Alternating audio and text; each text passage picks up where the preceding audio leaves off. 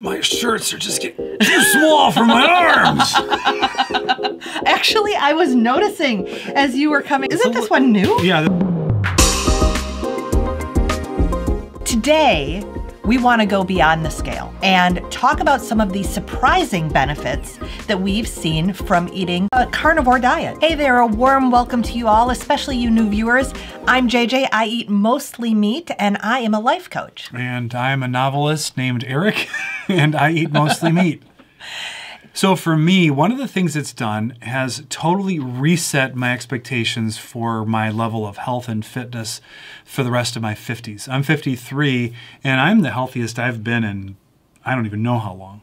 Maybe ever in some regards. What I think that I can do physically is so much higher now. And I recover from my workouts. Great enthusiasm for my mobility and strength and ability to do work around the property and stuff going forward. Yeah, we've both been much, much more active than we have been, again, probably ever.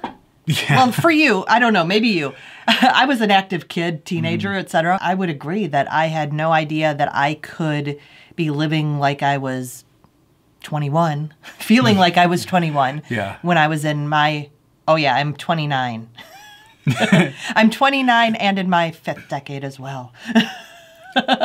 It's a whole reframe and so many things about quality of life, about what we're willing to do in any given day or trips we plan for the future have just opened up because just feel better and don't feel ill and out of shape. Now, for me, a surprising benefit to carnivore is the simplicity of it. And let me go a little deeper because you've always been someone who sort of has an off and on switch. Like you're on plan, you're off plan, black and white, etc. And I've always been sort of a more gray moderator. Oh, I want variety. And when I started eating the proper human diet and saw how simple it was to just be meat, not meat. It's kind of obvious in retrospect. It is, and yet I didn't think my brain worked that way. I didn't think I could do that. And when I started fasting and had the on and off switch, I saw the simplicity first of, oh, I'm either eating or I'm not. And then when I naturally evolved into this carnivore diet, the same type of simplicity, and it just frees up my mind so much around food. Yeah, well, that is a big deal because you know how much of a sweet tooth I have. It was always this bargaining for sweets. Yes. And how hard do I have to work out? How long do I have to work out in order to earn the dessert? And also, I tend to do the most cooking in the household. And so the surprising simplicity of grocery shopping and meal prep, I have so much more time in my week because it's just so simple. And we do eat some variety of meats. It's not like I'm making the same thing all the time. Yet the preparation is so much easier. The shopping list much smaller. She used to do this thing. We have to go pick up something at the grocery store. And I'd be like thinking, oh, it's 1 or 2 things. And we go in and she would get a cart. And just all the color dreamed out of the world, and my life was just turned gray and dreary. You'd be like, no, don't make it a cart shop, please, no. There's nothing more boring than having to get the grocery cart out. Oh, I just hate it. Oh, so that was wonderful. So anything else for you? Because of my previous career, we worked with a lot of universities and even pharmaceutical companies. And so I always had a generally positive feeling about them. They were paying for my dinner and my mortgage. But there's been kind of a rude awakening about what can be trusted in coming out of science. And just recently I saw that a former editor, I don't remember if it was the New England Journal of Medicine, some really high profile editor who left that position said, you really can't trust any of it.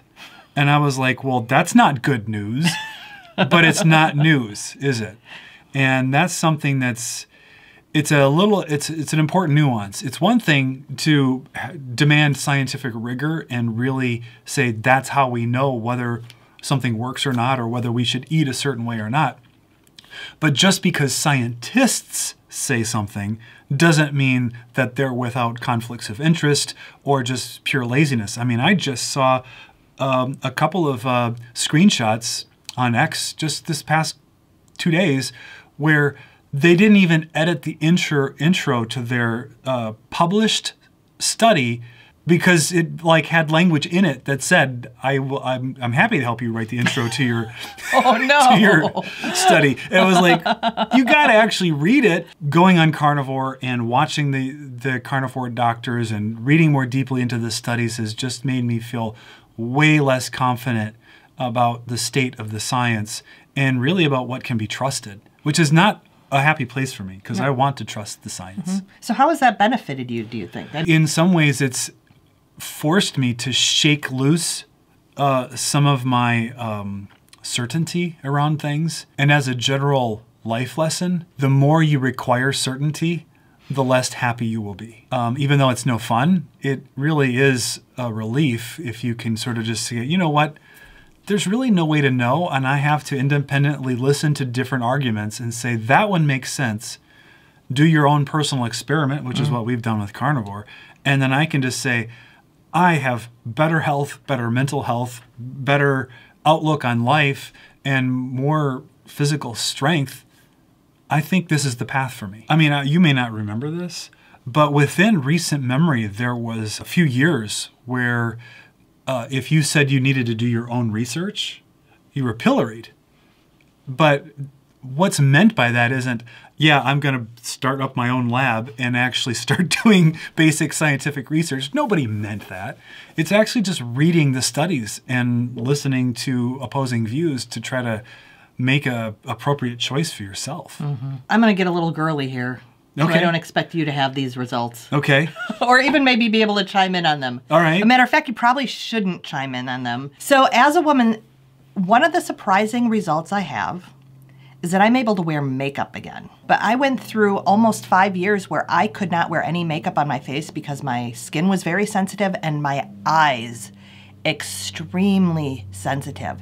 I've never been a huge makeup person, so it wasn't a huge shift for me, yet I've got blonde eyelashes. So mascara was kind of a big thing my entire life. So now I'm so happy that I can wear makeup again, just to even things out a little, make my eyes pop a little. And another surprising thing that you have nothing Do I need to plug my ears? No, it's not TMI or anything, no. It is loss of cellulite. Now, I know everybody has differing skin laxities, and I never had really bad cellulite, yet I did have it on my legs. And I was shocked when into my carnivore journey, it pretty much disappeared. I really was not expecting that at all being in my 50s. Not at all. Do you think that was from the fasting or from the carnivore? No, I think it was definitely carnivore. Okay, so it's not an autophagy thing as much. Well, who's to say? Who's to say? That's true. Who's to say? Because I've done both at the same time. And again, it's been predominantly eating windows. So it's been usually 2 meals a day for me. Okay. Most days, yeah. And that's just been wonderful. So that's I'm done with my girly section. Okay. Well, we can talk about the manly section. Okay. Is that my shirts are just getting too small for my arms. Actually, I was noticing as you were coming out to record that this one is a little. Isn't this one new? Yeah, this is new. Yeah. Yeah, it's a little. But I did a workout earlier, and so I still pumped from that. Oh. Okay. Plus, we may talk about this in the future, but I've started creatine supplementation. But it's too early for me to draw any particular conclusions. But that might be something we talk about again in the future. The surprising benefit of carnivore was that it totally resets what you think is food and what you come to realize is definitely not food. Even recently, it would not be unusual for me to eat a Quest protein bar for breakfast because I'm like, well, it's full of protein and the sugar alcohols don't count as carbs. But the truth is there's a lot of stuff in it that just isn't food. It's a chemical, and it's not good for my digestion. And I think it was really hampering my results. Now, there could be different reasons why. Maybe the super fake sweetness of it was causing an insulin spike of some sort. But getting that out of my diet, it's like occasionally that would be very convenient and nice to have. But forget a lot of the packaged stuff that is in the center of the grocery store, that when we go to the grocery store now and go past it, I just look at all those bright colored packages. I'm like, they're fishing. They're throwing lures into the aisles. Interesting. And we fall for it. But there's nothing down that aisle except for maybe canned tuna, which I haven't had in a long time, that is worth eating. It's a food-like substance. I will occasionally eat something that's a little more processed than usual. And it's interesting because I find that I don't feel satiated on it. I can really tell that difference now, that I don't feel satiated.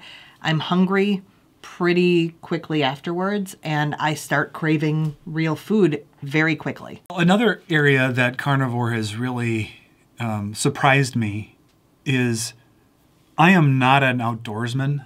I like to do projects outside with my tractor and cutting down trees and cutting them up for firewood and that kind of thing, but I'm not a hunter. I haven't been fishing for 40 years. I kind of admire that way of life, and one of the shows I really love is Alone. And if you've never seen this, they send these people alone into the wilderness, and they have like a backpack with some basic supplies, a knife, a hatchet, a saw, and some fishing line or something like that, and then they live off the land. And one of the things that was really interesting about that is the ones who did well found meat, and they focused on meat. Like they could eat snails, they could gather plants and tubers and stuff like that, maybe even fruit. Forage. And they could sustain themselves a little bit longer on that forage food. But nobody who came close to winning that show did it that way. They did it by securing like either a lot of fish or they killed game. And not rabbits. That was a thing I knew nothing about, was rabbit famine. Because there was one lady, I think they were in like the Arctic or some really snowy place, and she kept trapping rabbits. She's like, I can't do this on rabbits because there's no fat on rabbits. That really connected to me, that and Naked and Afraid, which is kind of a silly concept, but it's the same thing, is if they don't get meat, they slowly starve. And it becomes a clock of like, can you suffer? Do you have enough stores on your body to make it through 21 days? I would never do that show. No, but I like watching it. It's fascinating. Everyone laughs when I say we watch I Naked and Afraid. only like it when the teams get along. I don't like it when there's conflict. I only like friends being friends. So going carnivore, I really went, whoa, this is very obviously the way humans were meant to be eating. Now, that's not making any judgment about whether you should not eat any plants or fruit when you come across it, but clearly that's not a way that the human body was meant to be sustained. No. Which then has really connected to me with pets and how dogs and cats need to be fed. You know, we have 2 dogs, and I think we've changed their diets. Well, the older one, because he's 12 or something. He's been through his own journey through obesity. The difference in his health by just reducing carbs. Well, our dogs are not completely carnivore for ease. Sorry, they're dogs. It's ease.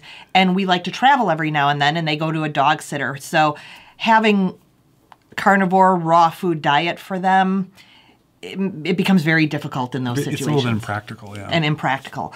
Yet they are on the lowest carb, lowest fruit and veggie and starch I have been able to find. It's a dehydrated food, dehydrated food, and it is very, very clean ingredients and very low carb, low plant. So our younger dog, who's 5, Arrow, he is just in sensational health and not at all overweight. As a matter of fact, there was that one time we went on a longer trip, And we got back and they fed him according to our instructions. And he got a little on the too skinny side. Yeah. Well, it's hard to give them instructions because our dogs also do get our scraps and leftovers. Yeah, because we eat steak a lot, and there might be some little trimmings here and there, a little left over, and there's no harm in a dog eating steak. Mm-hmm. Lots of harm in a dog eating spaghetti and your garlic bread. Don't feed your dog garlic bread. Don't do it. Don't do it. Remember my parents' dog, Little Buddy? Yes.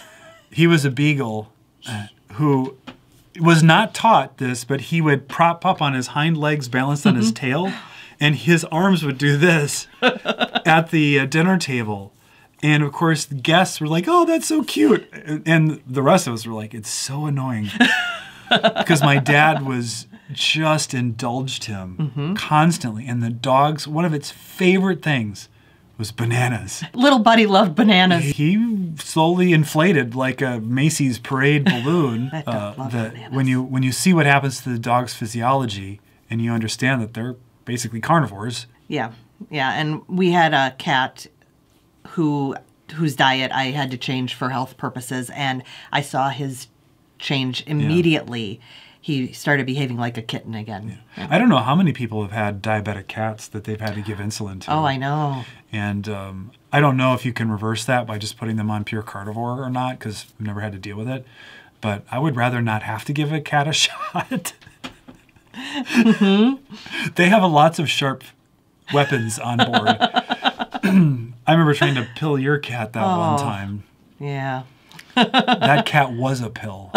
He was. He hated my guts. Yeah, he did.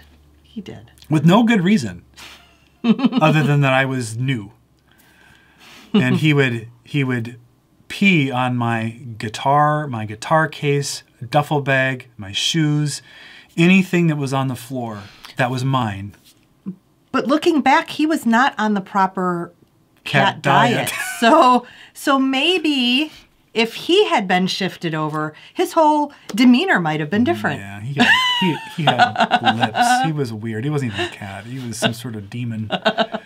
But then we did have a good cat who I liked, who got along with. He was a good cat. And he's the one with the diet change, and he lived to be 18. Yeah. Pretty healthy. Well, another issue with going carnivore and seeing the health benefits in yourself, you have the potential to become extremely insufferable to everybody around you, because now you know the truth and you may have this desire to share the good news. And I am mindful enough to know that's not appropriate, because I don't have that relationship where I can say, you know what, let me tell you about what I'm doing. But if I were asked, I would be happy to offer a link to this YouTube channel and a number of others. And I feel like there's more compassion now for people. So you want to spread the word, right? And you can just feel like, you've been following the advice of what we've been told for decades, and it hasn't worked for you, and maybe you've even given up at this point because you've tried and tried and tried and nothing seemed to work. And so, yeah, my heart opens to those people. Like when we were on the cruise, we were just really... I was mad. And yeah, well... I was mad when we were on the cruise because I knew what these grandparents, because it was basically all grandparents on board, were being told by their doctors and dietitians. Yes. Was bad for them. Thank you so much for watching. We will see you in the next video. Bye-bye. Bye.